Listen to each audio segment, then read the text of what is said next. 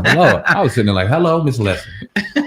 45 years old, bad as hell. Shit, hell yeah. Hit that like button on, man. We getting it in here, man, on the Hip Hop Uncensored podcast, episode 309. Kobe, man, tragic incident that went down, about a week or so ago, saying, man, a lot of people didn't know that him and Jay-Z were very, very close. Jay-Z was doing the interview yesterday, but you got a lot of backlash. But this particular part of the interview, he talked about one of his last conversations with Kobe Bryant. Let's hear it. A little bit more about your deep relationship in sports with your agency and the recent passing of Kobe Bryant. So Kobe was a guy that looked up to me, and we've hung out multiple times. And he was last at my house on New Year's, and he was just in the greatest space that I've seen him in. And one of the last things he said to me was, "You got to see Gianna play basketball." And that was one of the most hurtful things, because he was so proud, and the look on his face was like, I looked at him and said, "Oh, she's going to be the best female basketball player in the world." He had this, he was just so proud of what he said. So that's really a tough one. My wife and I took that and taken that really tough.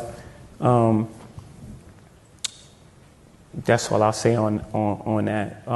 Just a great human being, and was in a great space in his life. Yeah, definitely something hard he had to get through. Yeah, I mean, he was fighting back a lot of emotion. Yeah, man. What you think about that? I think it's dope. Again, it was new to me that Jay-Z and Kobe, had a close relationship. I had no idea, but for him to, talk about seeing him around New Year's and seeing the fact that he was at a great, as he says, space in his life, man. I see this story all too often. It just seems like, not that Kobe even had that type of a life. You know what I mean? Obviously, he had to overcome adversity. It ain't easy to make it to the NBA coming out of high school and do what he did and be regarded as one of the greatest players of all time. But I see the story of, people kind of coming into themselves and their pinnacle and their life being cut short. It's sad, man. And even hearing Jay-Z kind of being hard for him to get through this, this is something that's on his heart, that's heavy, and it's I just come to accept that death is a part of life. Mm-hmm. And you're going to be losing people along the journey here, real close people to you, people not so close, you know what I mean? You just got to just kind of find a way to deal with it. Nobody wanted, close people to us to go. Mm-hmm. Nobody wanted, grandparents and stuff to go up there. Nobody wanted Nipsey, Pop. But, you won't have control over that. All we can do is focus on what we have control over. And when stuff like that happens, just try to get through it. So shout out to, Jay-Z for sharing that with the people. Yeah, man. You can't help but to kind of put yourself in the situation and think about yours. Yeah. You know what I mean? And when the news came out that Kobe had passed away, and then the news that his daughter had passed away. Yeah. And that being like Kobe Jr. And not to say that any one of his guys, thank God that all the family wasn't there, and he has family still to continue his legacy, and his wife is still here. Mm-hmm. God bless the family. But when you think about the tragedy and the tragic nature behind it, it's heartbreaking. And I couldn't imagine looking in his face and seeing how proud he was as a man of his little girl, and thinking all the things that could be thought of in those moments. Man, it's heartbreaking. I mean, hell, Kobe's and Gigi and the other 7 victims aren't even in the ground yet. So it's still very fresh, still very heavy on everybody's heart, and everyone deals with it in the way they dealt with it. I appreciate Hov for sharing and being as candid as he was, because it wasn't that wasn't easy to get through. I can imagine. Yeah. And I got to check out that full interview when I get a chance. Maybe we'll be talking about how Jay-Z and people like Dre and these other movies. Just talking about don't do a lot of interviews. Now he does an interview. What's he in Columbia University? I think so. Yeah. Word. Yeah. You know what I mean? But waiting on that Rocket AC paycheck, man. Oh God, waiting so he can confirm all y'all speculations. Yeah, not with that other video. They said we done with Jay. Ever since the one he with the anthem. Yeah. They said that. They're like, finally. It was corny. It was definitely corny. That was corny. It would have been better if he didn't say nothing at all. Yeah. He just ignored it. Yep. But for him to, backpedal and take a knee like that, crazy. What is it? Drop to his knees on that one, bro. We'll talk about it off camera. I ain't even gonna say what I want to say right now. Right. We'll talk. I'll ask you that question off camera, and if what is it? We can always edit it out. You know what the thing is, man. Like, what does it say about Jay-Z and Oprah? Our two most prominent Black success stories right now. We could say both billionaires, and off camera, we see them doing a lot of charitable things for our community that will make you applaud and make you look at them like, okay, it's cool. Like what? I mean, Oprah's donated to people in Africa and did things and charitable things and gives shit and does shit. Hove, you know what I mean? He's sitting there getting all these artists out of their devil deals and helping brothers and sisters out. And seems to be helping out criminal justice reform. And he's putting his money in making change in Mississippi because now he has people out there checking on the conditions and things are moving. You know what I mean? But publicly, especially like, all right, that Kaepernick situation, like, it's Jay-Z. You can't tell me Jay-Z ain't got something in his brain to be able to deflect that. But he went on the other side and was just like, no, I'm going to totally say, nah, hell no, I wasn't doing that. I was so involved in the music that I forgot to stand. I'm gonna go to the other side. Let's go to the other side with this because I seen somebody who said that was like a master never reveals his moves. You know what I mean? And I could see that.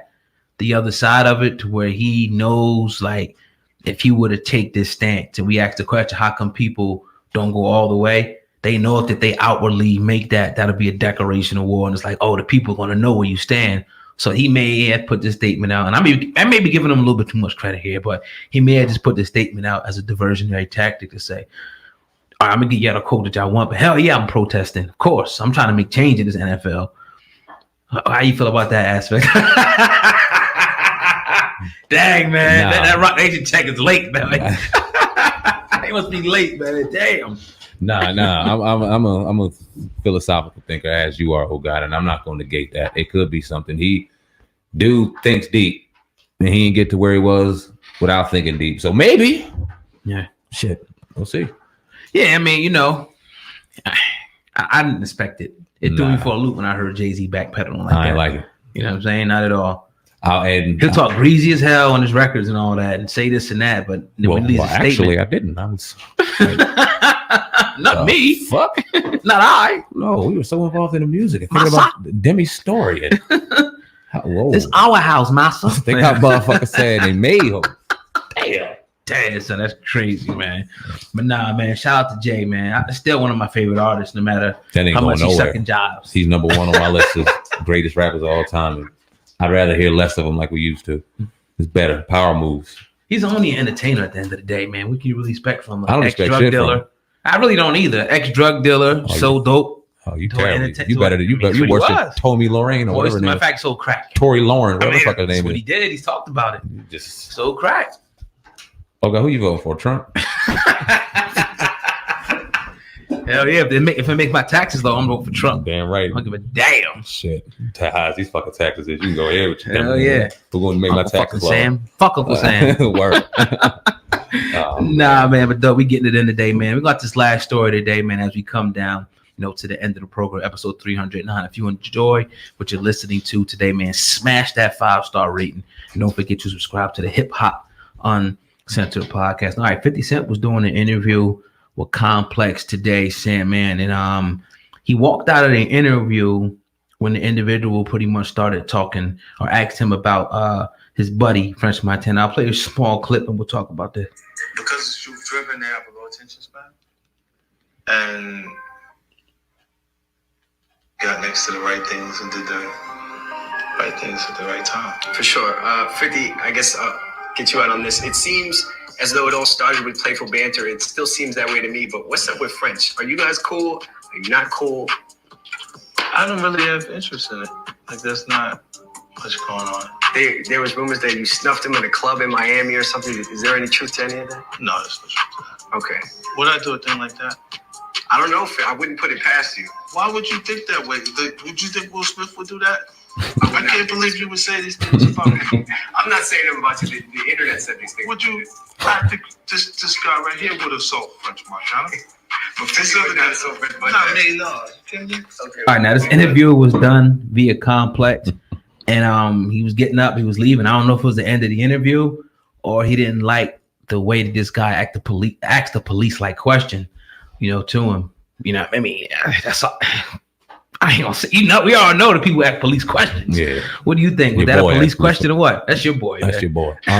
Police questions? Nah, I wouldn't say it was police. I think 50. He asked, hold on, wait, before you go. Yeah. He asked him, did he assault somebody? That's what he asked him. I mean, well, yeah. Would you ask him that? Hell no. Exactly. Never. But I'm not complex in the culture. I'll put it that way. Oh, damn. Go ahead. You know what I'm saying? So I would not ask him that. That wouldn't be first on my mind to ask him anything about that. He got a lot of great things going on. I don't care what his little bromance or beef or whatever you want to call him and French are doing. How many times have we talked about it on this platform? That'll go to show you how much we care about it. I don't think we talked about it once. No, I think the dude was doing it. I don't think he meant any malice, but he said the internet was talking about it. He asked him like on the way out the question, but